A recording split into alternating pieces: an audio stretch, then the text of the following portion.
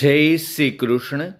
આજે આપણે શ્રીમદ્ ભગવદ્ ગીતાજીના ચોથા અધ્યાય જ્ઞાન કર્મ સંન્યાસ યોગના શ્લોક નંબર 1-10નું પઠન કરીશું. ચોથો અધ્યાય જ્ઞાન કર્મ સંન્યાસ યોગ. શ્રી ભગવાન ઉવાચ ઇમં વિવસ્વતે યોગમ પ્રોક્તવાનહમવ્યયમ વિવસ્વાન્મનવે પ્રાહ મનુરીક્ષ્વા કવે અબ્રવીત. શ્રી ભગવાન બોલ્યા, આ અવિનાશી યોગ મેં સૂર્યને કહ્યો હતો. સૂર્યે પોતાના પુત્ર વૈવસ્વત મનુને કહ્યો અને મનુએ પોતાના પુત્ર રાજા ઇક્ષ્વાકુને કહ્યું. એવં પરંપરા પ્રાપ્તમ ઇમં રાજર્ષયો વિદુ સકાલે નેહ મહતા યોગો નષ્ટ પરંતપ.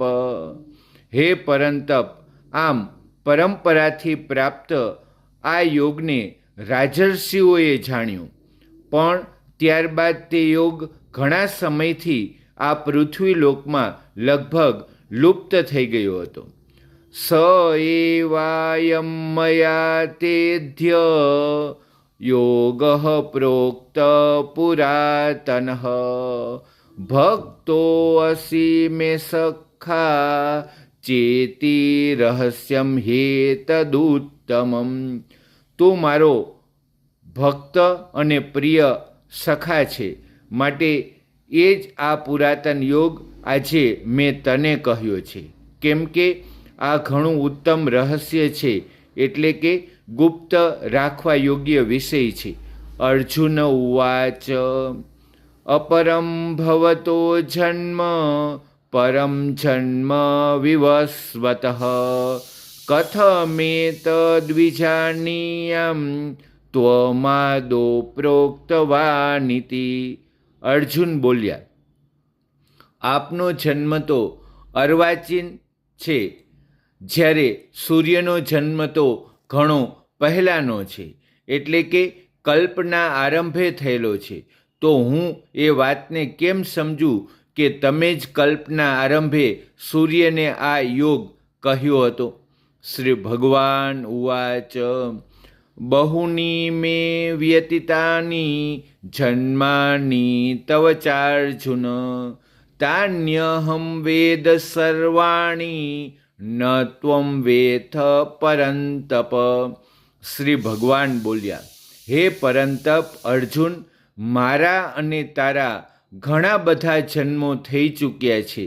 એ બધાને તું નથી જાણતો, પણ હું જાણું છું. અજો અપી સન્વ્યયાત્મા ભૂતાનામીશ્વરો અપી સન પ્રકૃતિમ સ્વામ અધિષ્ઠાય સંભવામ્યાત્મમાયયા.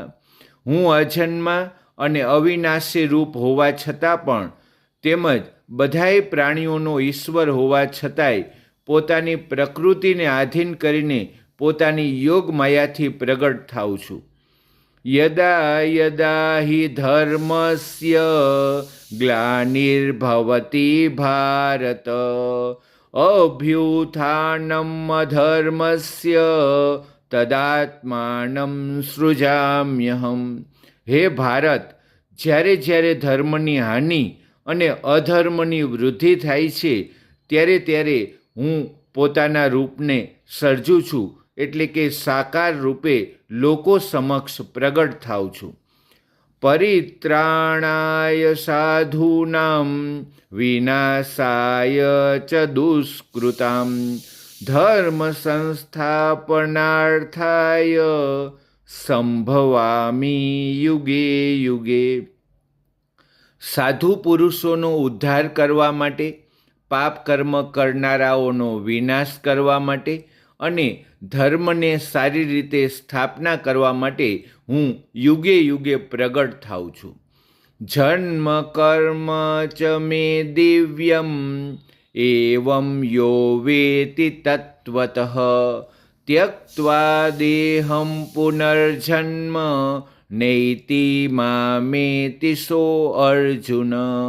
હે અર્જુન, મારા જન્મ અને કર્મ દિવ્ય અર્થાત નિર્મળ અને અલૌકિક છે એમ જે માણસ તત્વથી જાણી લે છે તે દેહ છોડીને પુનર્જન્મ નથી પામતો પણ મને જ પામે છે.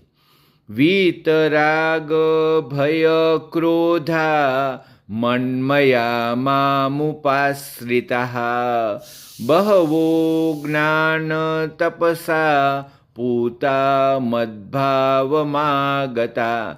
જેમના રાગ ભય તથા ક્રોધ સંપૂર્ણપણે નાશ પામી ચૂક્યા હતા તેમજ જેઓ મારામાં અનન્ય પ્રેમ ભાવે સ્થિત રહેલા હતા એવા મારે આશ્રય રહેનારા ઘણાય ભક્તો આ પહેલાં પણ ઉપર કહેલા જ્ઞાનરૂપી તપ વડે પવિત્ર થઈને મારા સ્વરૂપને પામી ચૂક્યા છે. રાધે રાધે.